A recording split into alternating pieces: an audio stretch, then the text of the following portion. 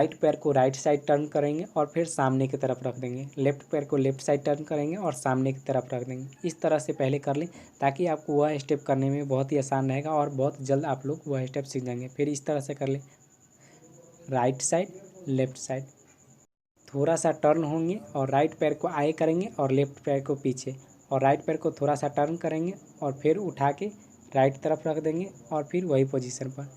फिर एक बार आगे, फिर पीछे, फिर आगे, फिर पीछे, और फिर से राइट पैर को टर्न करेंगे, फिर उठा के रखेंगे और फिर वही पोजीशन। इस तरह से लेफ्ट पैर को थोड़ा सा टर्न करेंगे, राइट पैर को आगे रखेंगे और थोड़ा सा टर्न करेंगे और फिर उठा के रखेंगे, फिर वही पोजीशन पे।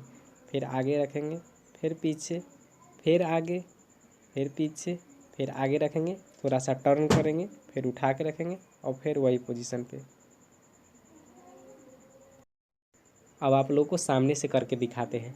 राइट पैर को आगे करेंगे और थोड़ा सा टर्न करेंगे और फिर पैर उठा के रखेंगे, फिर वो पोजीशन पे। तो इसका 2 बार आगे रखना है, तो इसके बाद फिर से वही पोजीशन, टर्न, उठा के, फिर वहीं, फिर 2 बार।